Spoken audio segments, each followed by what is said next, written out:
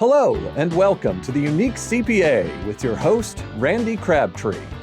Today, we're continuing our block of episodes focusing on client accounting services, featuring expert guests with tips and tricks to help your firm tap into all the potential CAS has to offer. The Unique CPA is brought to you by Trimerit, the specialty tax professionals. Today, our guest is Jeremy Esty. Jeremy is founder of Amber Sky Marketing. Amber Sky Marketing is a digital marketing agency for accounting firms. Kind of ties into what we talk about on the Unique CPA. So, Jeremy, welcome to the Unique CPA podcast. Yeah, Randy, thanks so much. Been listening to the Unique CPA for a while and, just happy to be a part of your show today and chat about some things going on within the accounting landscape as it relates to marketing and all of that good stuff. So looking forward to it.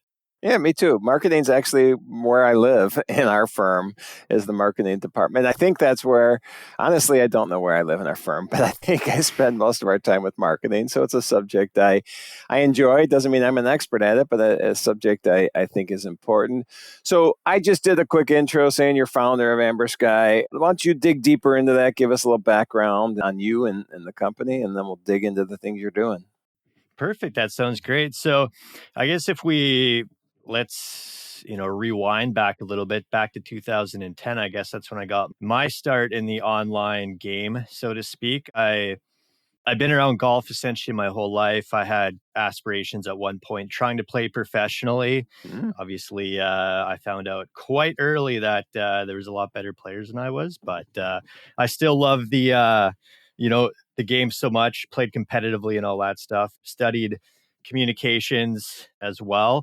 And so I guess kind of when I realized that, maybe taking the professional golf route wasn't the best thing, I still wanted to kind of keep my feet within, the game that I loved. And I ended up starting a golf media company. So it was essentially like a news agency, I guess you could say, just centered around golf here in Canada, also in the US, Pacific Northwest.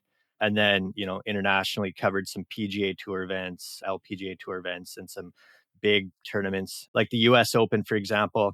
And so starting that up, essentially the business model behind that was an advertising model. So essentially getting your content in front of, a lot of people, right? So then you can sell advertising. The more people you have looking at your content creates more value for people to want to advertise. And so, doing that, you realize quickly what you need to do to try and get eyeballs on your content. And so that's kind of how I got started in the online marketing game. And search engine optimization, or SEO as it's called for short, is one of the things I kind of started to dig into early on. I did, do some other stuff as well, but I got to start with search engine optimization. And at the time it was, I don't want to say it was the Wild West, but you could definitely do things that you can't do now, to get ranked fairly high on Google and other search engines. And then, so I guess long story short, I ended up shutting down that business around 2016. It just came to the point where the amount of effort I was putting in versus compensation just didn't quite make sense. And it's just like, what's my next move? And so I was kind of looking for other ways, or I guess to transition out of that, but I didn't quite know what that looked like. I knew it was online somehow. And honestly, just randomly one day, I had a friend of mine post something on Facebook. They just like, hey, like start up a new company, just looking for a website. Just kind of like messaged him, just one, to like check in and catch up because it's been a while, and two, just to, learn more about what he was up to. And then we just started talking about the website. And essentially, I ended up doing his website for him with help from, a guy who was helping me with, the golf stuff, because I'm definitely not a web designer or developer by trade, but ended up, working out a deal with him. We ended up doing the website for him. And then, that led to other website projects. And then eventually I was contracting a friend of mine, got to the point where I was bringing him so much work that he's just like, let's just go into business together. So that was around 2016. And then that's kind of the humble beginnings, so to speak, of Amber Sky Marketing. We ended up starting out as more of a generalist type of marketing agency. So we were doing web design and development. And then we were doing like paid advertising, email marketing, SEO, obviously, social media, and a whole bunch of other stuff. And we were working kind of with everyone and essentially anyone at that time, right? You're just trying Right. to, bring business in the door. And so, that did pose, challenges for sure. It was great. We learned about, a number of different industries, but essentially every new client we would bring on, and if it was in a space we hadn't worked on before and we were doing a lot of custom stuff, it makes it challenging because you have to kind of reinvent the wheel with every new client. So it just became to be a little too much, I guess, if that's the best way to put it. So we were kind of just thinking about, hey, like how can we like make this more efficient? We did like the idea of, just focusing on one industry, niching down, figuring out, what are the problems that customer has or that client has, and just really building a solution around that. And that's kind of the humble beginnings, like I said, of kind of how we shifted into the accounting space. And then now with advisory services, CAS just expanding rapidly. That's kind of where most of our focus is helping CAS firms now, bring in clients to their firms. Nice. So that's the journey, the Amber Sky backstory. And the one thing I really love about that is the fact that you decided that, as you say, as a Canadian, niching, and I say, and it's not even a Canadian thing, although all my Canadian friends say niche, I say niche. It's an argument I have all the time, but we won't get into that today because we're both right. I know that. But becoming a niche practice or niche business, because I talk about that all the time for accounting firms, and how important that is. And the fact that you lived it and you did it, and now you're really working with that niche industry of accounting and even deeper into that, CAS firms and looking at advisory. I really like that. And so was there an epiphany that accounting firms were in? It was just like, hey, we're going to pick one and this is, throw a dart at the dartboard and see which industry we hit? Or how did you fall on accounting? I mean, sure. It's like when you're trying to like figure out like what clients you want to work with, obviously there's so many you can choose from. And I think we, worked with a few firms in the past and we really kind of liked helping them. And I think it just was a natural kind of thing. And I think it was just more or less like, let's just go down this avenue, let's commit to it and let's just do it. Because for myself, I kind of get wrapped up in this shiny object syndrome, so to speak, right? Like, Yep. what's the next best thing? So I think we just like, let's do this. Let's just go all in, commit to it. And, that's kind of what we did. And so here we are today. Well, it's digital marketing, so you're working with accounting firms, and I like what you say on LinkedIn, actually. You want to work with accounting firms that are looking to ditch the time-sucking, high-volume, low-profit, stressful tax returns for high-profitable and easier-to-manage recurring business advisory clients. And I'm all for that. I think using our passions where they're important. There's nothing wrong with compliance. There's nothing wrong with doing tax returns if that's where your passion lies. But if you want to have more impact on your clients and get to that advisory role, that's where you help with the marketing of the things to bring in those clients to these firms. And one of the things you've mentioned already a couple times, and I hear all the time, is SEO, search engine optimization. I almost said it correctly. That was really close. I knew I'd stumble over it. But let's start with that because, I mean, I hear it all the time. I don't even know what it means. And how can you, so first, what is it and how can you impact it on a positive level for accounting firms? Yeah, totally. So search engine optimization, essentially Oh, SEO. nice job. You said it really nicely. go ahead.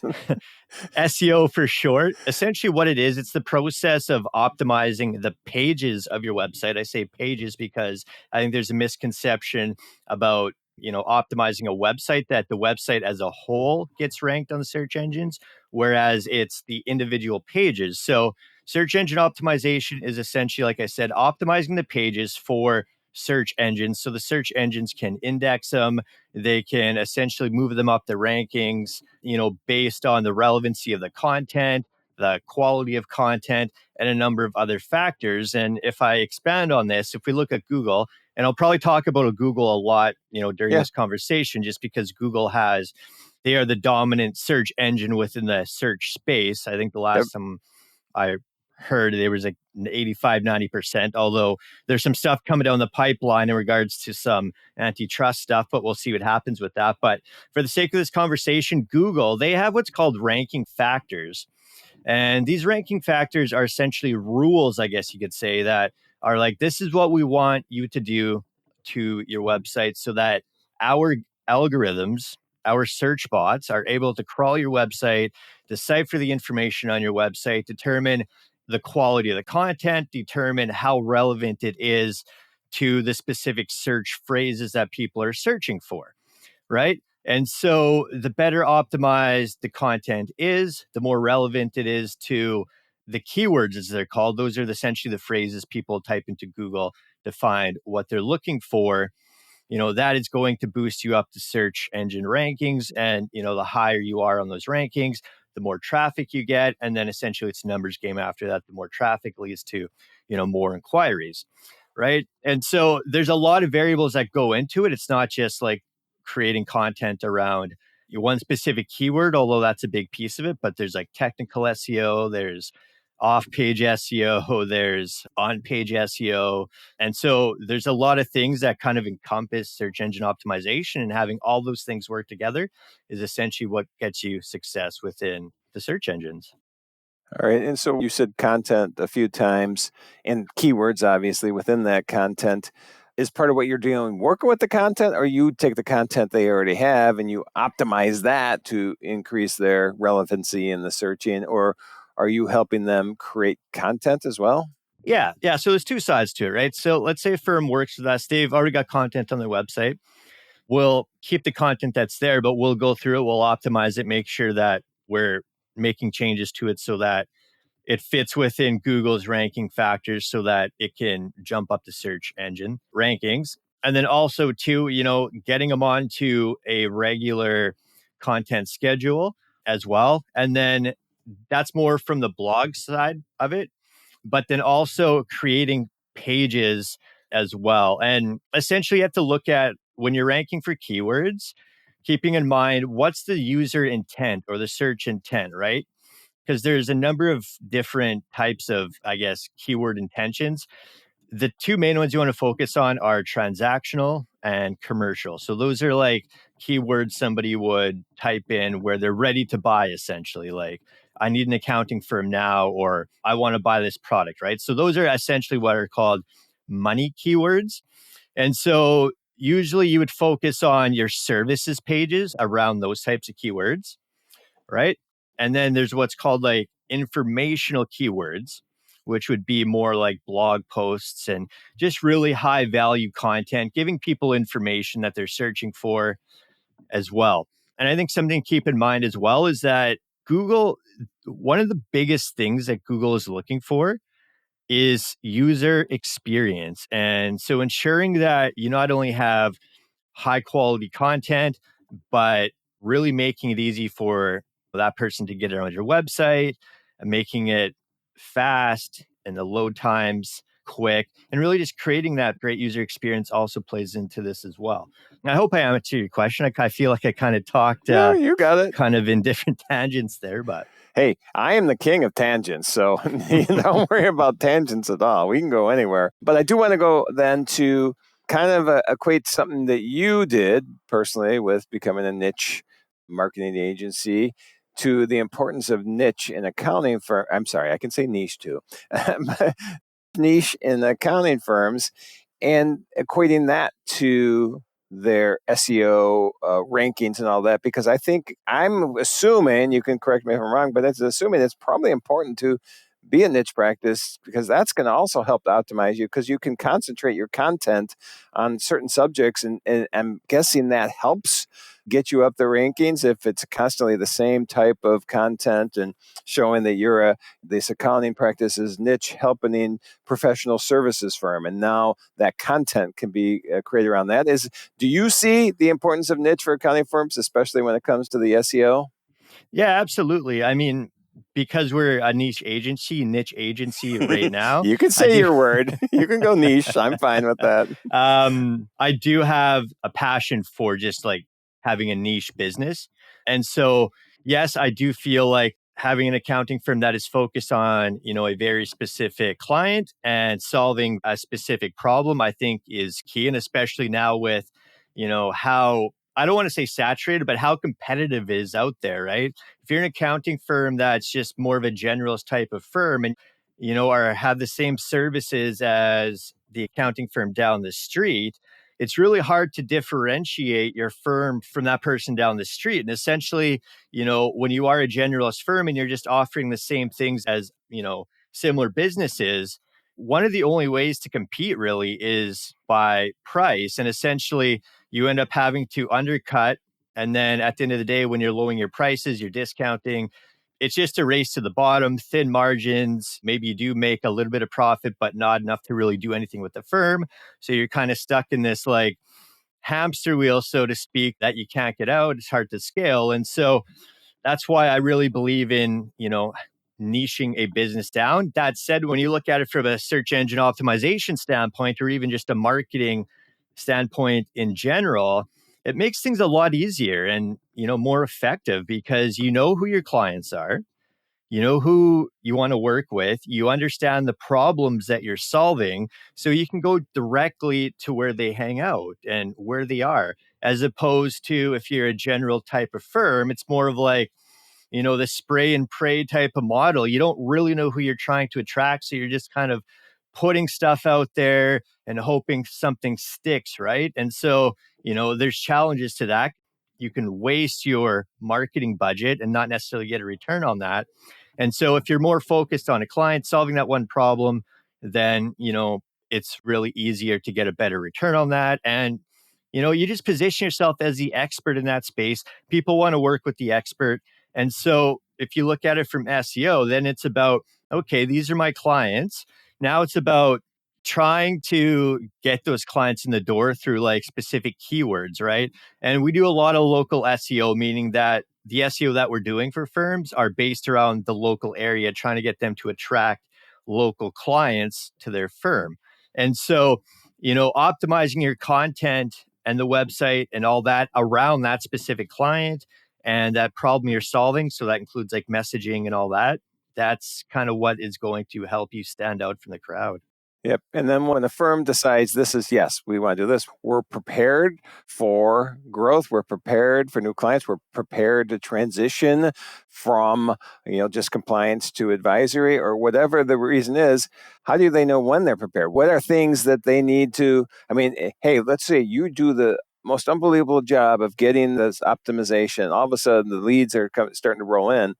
They can't just say, hey, let's go do this. They have to have a game plan in place, I assume, because now we got new leads. And how do we handle that? And how do we, when we do, who's going to be in charge of talking to this? Is there a step there that needs to be discussed, or at least they need to be prepared for?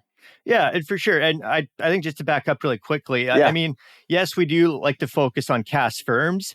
But that said, we can totally work with just like, more traditional accounting firms as well. Yep. That said, I think you bring up a really good point is like, okay, we can bring you in the leads, but do you have the infrastructure in place to be able to manage those leads in a timely manner? And I think that's a key piece to this. So we like to work with firms who, they have the operations to scale.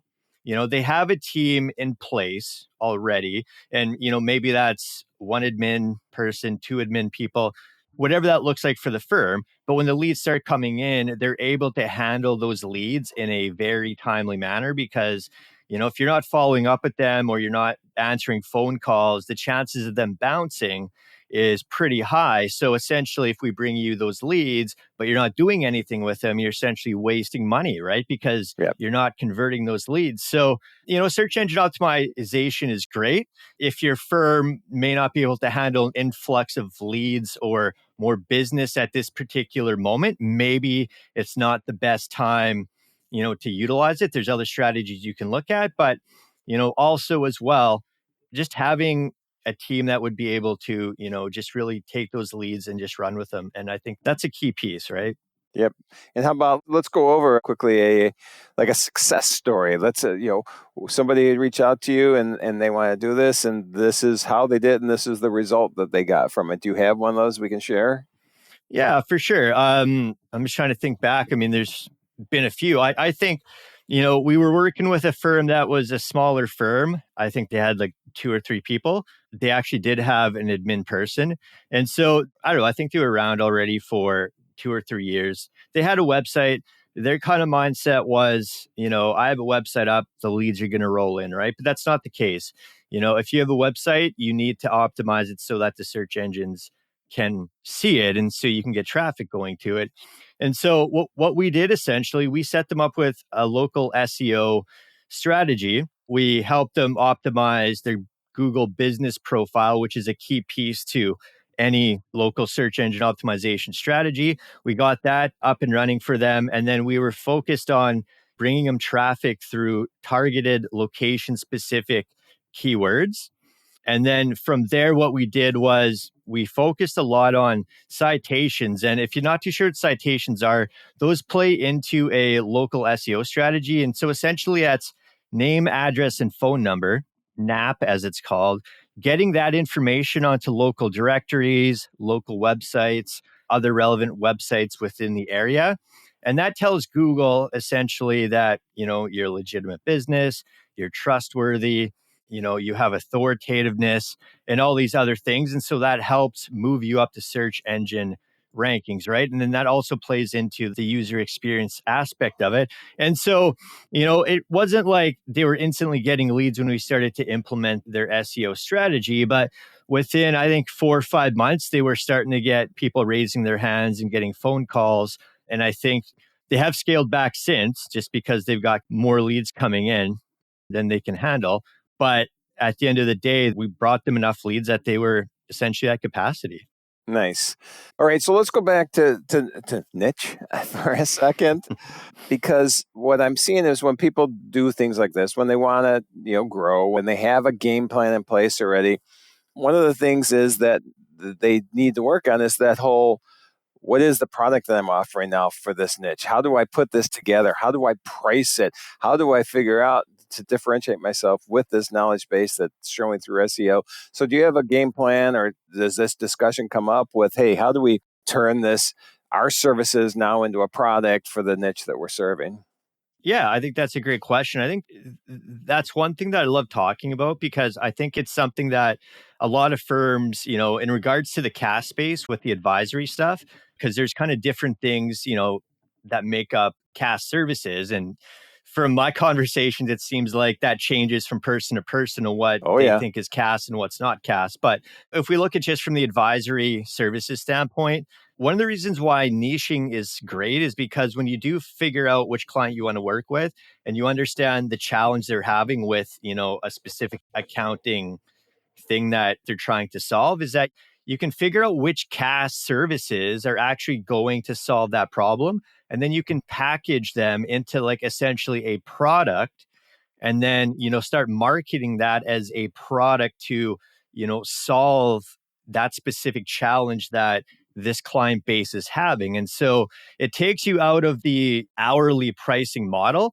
more into the value-based pricing. And then you can look at it as more of, a way to sell recurring services because you're selling this as a monthly retainer to that client. And so that's one way CAS firms can think about, putting their CAS services together and actually getting that recurring revenue. Because like I mentioned to you before we started recording here, is I had a conversation with, I've been having lots of conversations with firms lately, but one yesterday, they were saying that they are starting to kind of do CAS, they're putting the pieces into place, but they're not quite sure how to kind of put it all together so that it can be more of a recurring type of model as opposed to more transactional. And so I brought up the idea of like, hey, well, look at like who's your client? Who do you want to work with? What is that challenge that they're having? And what are they asking for over and over again? Figuring that out and packaging those services kind of into one product. And then, if you want to go deeper on this, you could create some type of name for that product. Yep. And then you can essentially sell it as one thing. And also when you end up doing that, it streamlines operations because you start developing processes and systems. And then essentially, if you want to hire, it's easier to scale because you're just bringing people in to basically deliver that product at the end of the day. Right. And I think that's, makes it a lot easier. Yep. From a scalability standpoint. You got your standard operating procedures in place for that specific product. You got your pricing in place. You know how much time it's going to take you with each client. You get rid of the billable hour, which I hate the billable hour, and you start to create this what would you call it? A work-life firm, but that's not what the word I was trying to say. But Totally. you're actually realizing that you don't have to work 80 hours a week, and you could start delivering value and have impact for your clients rather than delivering hours to your clients. So I like that aspect of it a lot. Well, Jeremy, this is great. I love the ideas, especially when we're talking about niche, when we're talking about product development and pricing. And I think these are all important things. And it all comes back to having that message that's important that people are searching for and getting those keywords in place. So any last words for you before I ask a couple of questions, a couple final questions? Yeah, I think too. I'm just kind of going back.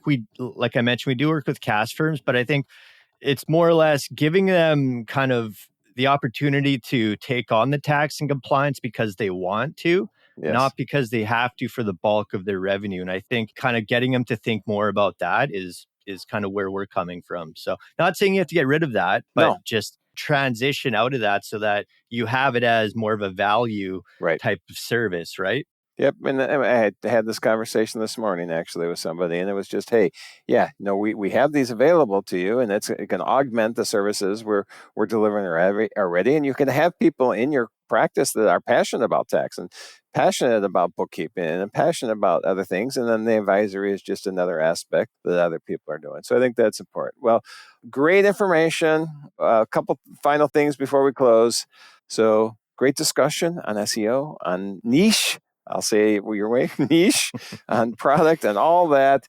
But when you're not thinking about business, not thinking about helping accounting firms, what are your passions outside of work? What do you enjoy doing, whether it's on Vancouver Island where you're at or elsewhere?